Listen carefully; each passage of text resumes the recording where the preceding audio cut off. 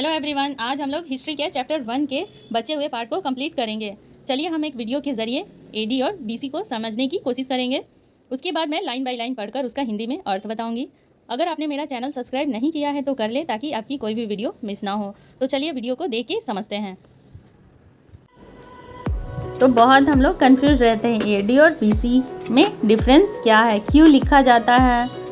तो एडी और बीसी को आज हम अच्छे से समझेंगे कि एडी क्यों लिखा जाता है और बीसी क्यों लिखा जाता है, डेट्स क्यों होते हैं। तो इसका मतलब चलिए हम जानते हैं। तो जीसस के बर्थ के पहले बीसी लगता है और उसके बाद एडी लगता है। तो बीसी का फुल फॉर्म होता है बिफोर क्राइस्ट, ईसा के जन्म के पहले।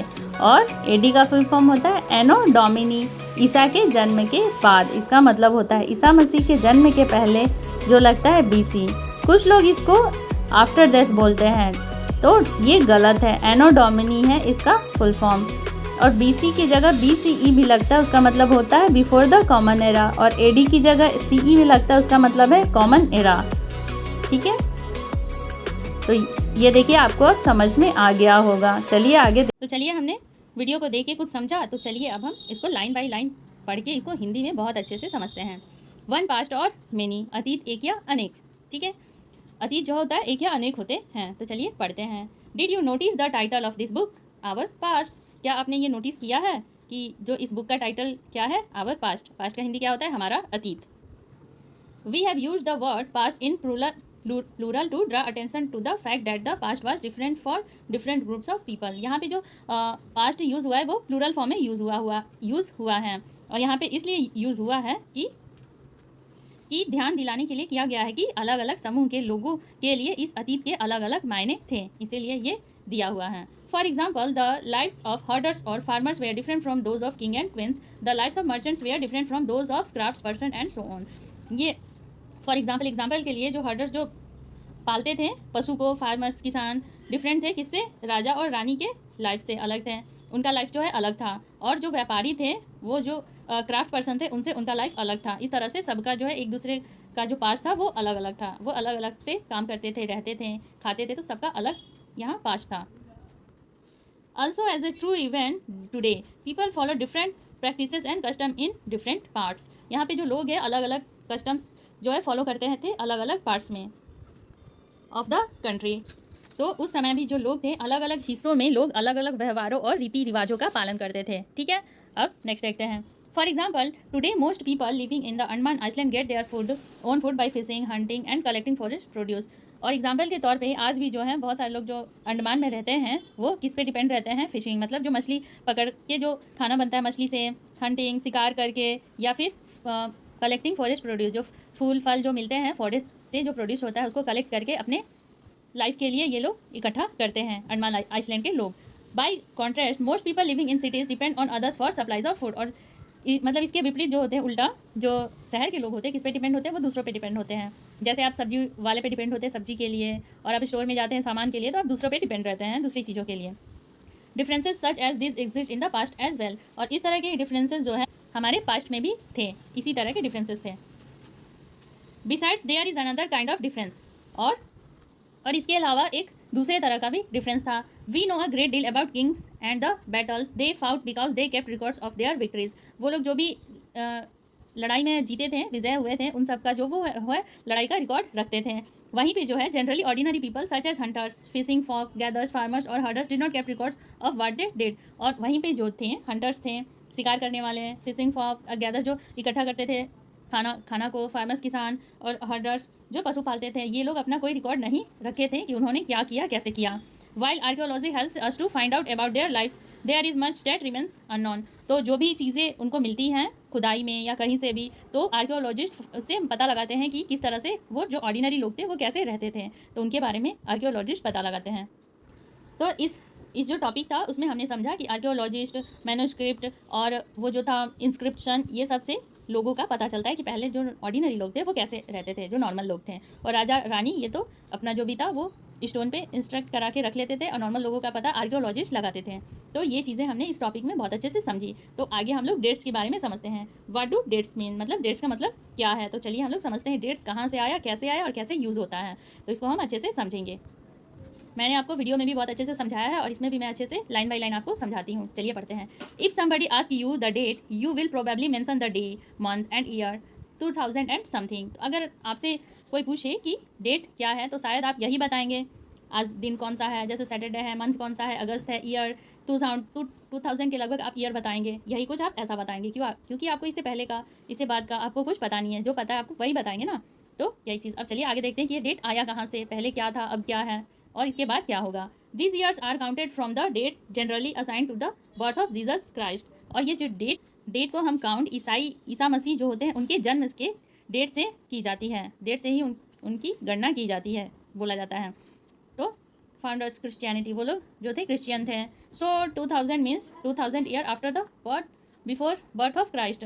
तो इस तरह से होता था। All dates before the birth of Christ are counted backwards and usually have the letters BC added on. BC हम लोग ऐड करते थे, जो बिफोर क्राइस्ट का जो जन्म हुआ था उससे पहले, मतलब बिफोर क्राइस्ट मतलब जन्म के पहले, बिफोर क्राइस्ट के जन्म के पहले जो भी डेट होता था उसमें हम BC लिखते थे।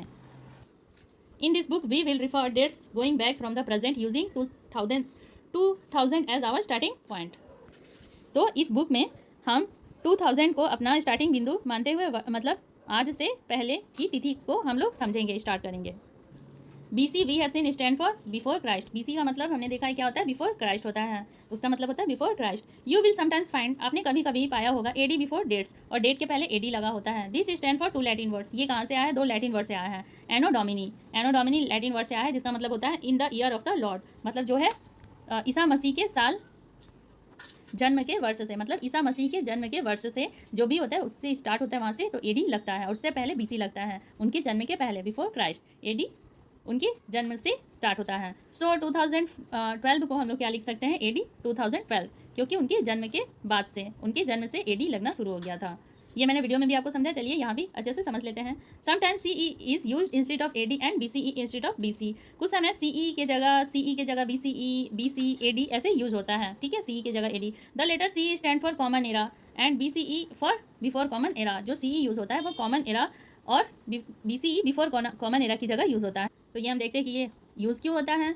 तो we use this terms because the Christian era is now used in most countries of the world. ये हम लोग इसलिए यूज़ करते हैं कि ज़्यादातर जो कंट्री है उसमें ये यूज़ होता है, ठीक है। In India we began using this form of dating from about 200 years ago. 200 साल पहले, मतलब 200 ईयर्स अगो, 200 वर्ष पूर्व से प्रारंभ हुआ इसका, इसमें इंडिया में यूज़ होना। And sometimes the letters BP meaning before present are use. और कुछ समय BP यूज़ होता है, उसका मतलब होता है बिफोर प्रेजेंट, वर्तमान से पहले, इसका मतलब होता है। तो चलिए हमने BC और AD को बहुत अच्छे से समझ लिया। तो चलिए आगे हम लोग देखते हैं क्या है। We have seen date inscription are inscribed on hard surfaces. हमने पहले देखा, पढ़ा है, मैंने पहले पढ़ा है कि इंस्क्रिप्शन जो है हार्ड सरफेस पे इंस्क्राइब होता है, मतलब लिखा जाता है। Many of this were inscribe several hundreds of year ago. मतलब ये जो इंस्क्राइब हुआ है कुछ 100 सालों पहले।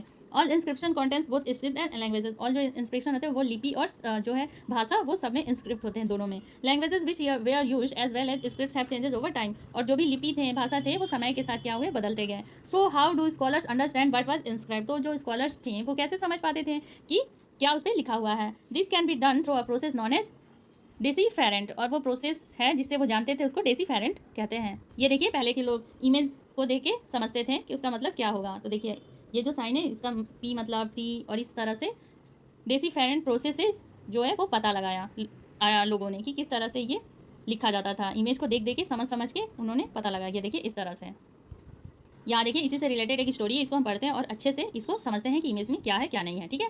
One of the most famous story of decipherment comes from Egypt, a country in North America, where kings and queens about 5000 years ago. यहाँ पे 5000 साल पहले यहाँ जो शहर था, इजिप्ट कंट्री था नॉर्थ अमेरिका में, वहाँ पे एक पाया गया था डेसीफेरेंट स्टोरीज, वो आया था वहाँ पे। क्या था वो देखते हैं। Rosetta is a town on the north coast of Egypt and here an inscribed stone was found which contained inscription in 3 different languages and scripts and 2 forms Egyptian Greek. एक तो ग्रीक भाषा में मिला और एक इजिप्टियन भाषा में मिला, और 2 पाया गया वहाँ पे भाषा। वहाँ पे एक हमें इंस्क्राइब किया स्टोन मिला हुआ था, उस पर लिखा हुआ था, अलग अलग 3 डिफरेंट लैंग्वेजेस मिला था हमें रोसेटा में, जहाँ पे वो क्या है, इजिप्ट में है, नॉर्थ कोस्ट ऑफ इजिप्ट का है, ठीक है। Scholars who could read Greek figures out that the names of king and queens were enclosed in a little frame called a cartouche. मतलब वहाँ पे एक फ्रेम था, उनके चारों फ्रेम राजा रानी का बनाया हुआ और कुछ विद्वान जो थे वो यूनानी भाषा पढ़ सकते थे, स्कॉलर्स थे। तो उन्होंने बताया कि यहाँ राजाओं तथा रानियों के नाम एक छोटे से फ्रेम में दिखाए गए हैं। उन्होंने बताया कि राजा और रानी का जो है नाम वो छोटे से फ्रेम में दिखाया गया है, names of the king, okay, Kings and queen. इसे कारतूस कहते हैं, ठीक है।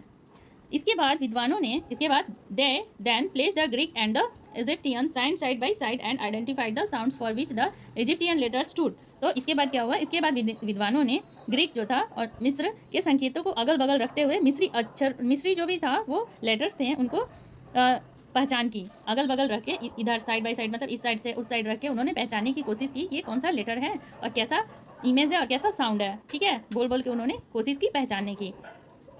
तो as you can see a lion stood for L, जैसा हमने देखा इमेज में, लायन किसके लिए था, एल के लिए, and bird for A, bird के लिए ए लिखा हुआ था। Once they knew what the letter stood for they could read other inscription as well. और इस तरह से जो विद्वान थे हमारे वो दूसरे लेटर को भी पढ़ना समझ गया। जैसे हमने पहले मैन्युस्क्रिप्ट में देखा और स्टोन पे वो इंस्क्रिप्शन था तो वो हमें कुछ समझ नहीं आ रहा था, कुछ हम लोग नहीं समझ सकते हैं, लेकिन ये डेसीफेरेंट जो थे, इससे डेसीफेरेंट प्रोसेस से लोग इसको पता लगाए, जो हमारे स्कॉलर्स थे, विद्वानों ने पता लगाया कि किस तरह से ये जैसे बनाया हुआ है, लिखा हुआ है, इमेज को पहचानने के लिए उन्होंने बताया, पहचान कर उन्होंने पढ़ा और हमें बताया, मतलब हमें समझ आया। तो चलिए ये भी टॉपिक कंप्लीट हो गया, आशा है कि आपको समझ में आ गया होगा।